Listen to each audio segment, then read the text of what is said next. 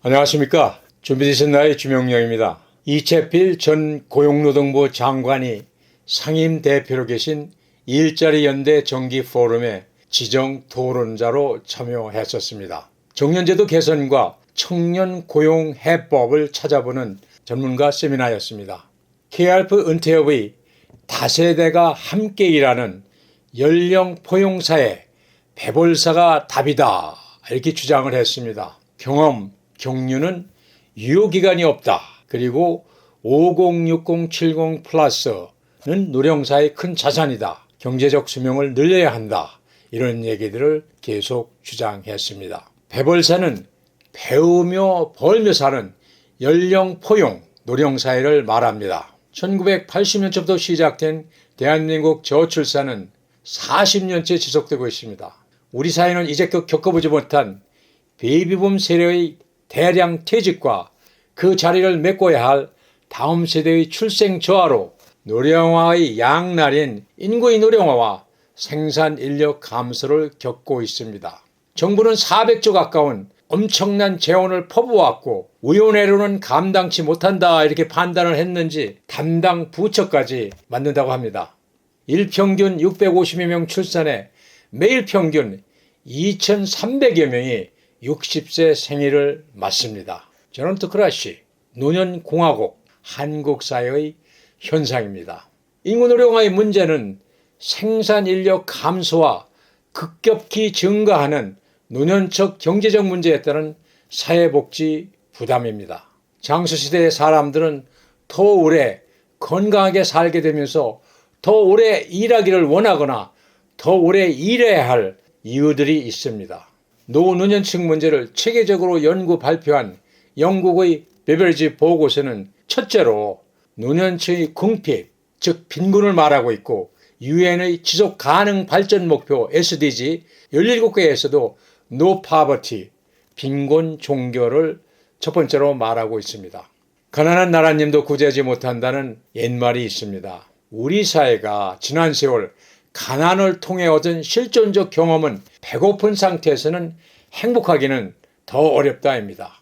사회 제도가 사회 안정망을 통해서 구제해 나갈 것이냐, 그렇지 않으면 근로를 통해서 괜찮은 소득을 갖게 할 것이냐, 여기에서 우리는 노력해왔고 더욱 치중해 나가야 할 것입니다. 2000년 노령사회로 들어서면서 정부의 본격적인 노년 경제 정책 활동이 시작됐습니다. 노년 일자리 시작, 인구 및 미래사회 TF 설치, 현재의 저출산위원회죠. 영모기지제도, 즉 주택연금제도 실시, 고용상 연령차별금지법 제정, 그리고 경로연금이 기초노령연금으로 변하면서 기초연금이 도입이 됐죠. 정년제도 개선과 청년고용해법 현실에 입각해서 NGO 대한은퇴자협회가 주창해온 몇 가지를 오늘 얘기해 보겠습니다. 우선 현재 우리나라의 60세인 정년제도가 65세 또는 70세로 늘어나야 한다는 것은 감소하는 생산인력 문제나 연금 수급 시기와의 불일치, 또 급증하는 노년 인력을 활용해야 한다는 국가적 차원에서 절대 필요하다, 우리는 주장합니다. 정년제도, 영어권인 미국, 영국은 정년이 없습니다. 가까운 일본도 20년 전에, 그러니까 2004년에 정년 65세로 바꿨고 이젠 70세를 권고하고 있습니다. 중국도 현재 60세 정년에서 65세로 점진적으로 연장하고 있고 싱가포르도 현재 60세 정년에서 2026년부터 65세로 올라갈 예정입니다. 유럽 국가들을 보면 독일 65세에서 67세로 점진적으로 연장하고 있고 스페인도 65세에서 67세로 점진적 연장, 이런 현상입니다. 정년 연장에 대해서 얘기하면 아주 고전적인 사회적 미스가 있습니다. 정년이 늘어나면 청년 고용이 준다. 80년대 OECD는 유럽 각국의 회원국에게 청년 고용을 늘리고자 할 조기 퇴직을 종용을 했습니다. 그런데 효과가 없었습니다. 그래서 그 정책을 철회해달라고 권고를 했습니다. 장년층 일자리가 청년층 일자리를 뺏는다, 그렇지 않습니다. 일자리 종류나 희망임금 등 전혀 다릅니다. 또 기업은 늘 높은 인건비, 효율성 저하, 세대 갈등을 얘기합니다. 그럼 청년, 장년 일자리가 없느냐? 옛 단어가 돼버렸지만 3D 일자리라는 용어가 한참 유행했었습니다. 선진국이 된 한국사에서 청년층도 노년층도 3D 일자리는 찾지 않습니다. 현재 동남아 가정부 수입을 논하는 우리 사회 실정입니다. 일자리가 없는 것이 아니라 3D 일자리는 안 가려는 사회의식 구조가 그리 됐습니다. 이것은 유럽, 미국 등 선진사회 시민도 같습니다. 다음은 더욱 심화되고 있는 연령차별, 나이차별입니다. 2009년 3월 나이차별을 금하는 고용상 연령차별금지법이 발효됐습니다. 그러나 명예퇴직이라는 이름 아래 조기퇴직은 더욱 가파르게 진행되고 있습니다. 지난 10여 년간 52세를 유지해오던 평균 조기퇴직 연령은 현재 49세로 낮춰졌고 임금 피크제라는 이름 아래 정년도 안 채운 인력들을 임금 삭감제로 몰아넣고 있습니다. 정년연장 제도를 얘기하면 경제단체는 경기를 일으킵니다. 앞서 얘기를 했습니다만 경제인협회 발표에 따르면 현 60세 정년에서 65세로 올리면 1년에 15조 9천억 비용이 더 든다 주장합니다. 이건 높은 인건비를 얘기하는 거죠. 기업의 직원 1인에 대한 급료예외, 부가사적 비용은 의외로 큽니다.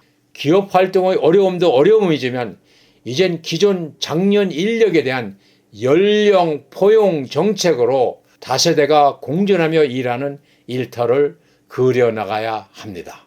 정년 후 임금 피크제 적용 및 정년과 관계없는 기업 자체의 고용의 유연성이 아주 필요한 시기입니다. 그럼 어떻게 해나가야 할까요?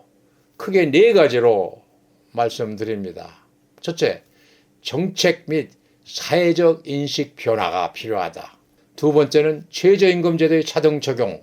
세 번째는 기업과 5060, 70 플러스 인력풀의 공동 플랫폼 구축이 필요합니다. 네 번째, 장년층 경제수명 늘리기 방안이 필요하죠. 이런 세부 사항은 KRP 은퇴협 홈페이지에서 참조 바랍니다. 거둬들이지 못하는 잠재 시니어 인력은 근로자이며 납세자며 소비자입니다. 임금을 벌며 또 돈을 쓰고 세수를 창출하고 일자리를 성장시키며 제품 서비스 수요를 창출하고 사회적 대의에 환원하고 늙어가는 우리 사회 허리를 지탱해 갑니다. 선진사회는 이를 장수경제, 론제비티 이코노미라 불러왔습니다. 우리 사회도 용어는 달랐지만 노령화사회로 들어선 지난 20여 년 전부터 노년 인력 활용을 진행해 왔습니다. 장수경제죠. 이제 이를 더 정교히 다듬어서 20대, 30대, 40대, 50대, 60대, 70대가 멘토, 멘티로서 같이 나란히 일하는 고용문화를 만들어 가야 합니다. 인구 축소 시대를 한탄만 하지 말고 거둬들이지 못하고 있는 5060, 70 플러스 인력 자원을 배우며 벌며 기여하는 노령사의 배벌사로 해결해 가야 합니다. 배벌사가 장수시대의 장수경제입니다. 준비되신 나의 주명령이었습니다. 구독, 댓글로 같이 해주시기 바랍니다. 감사합니다.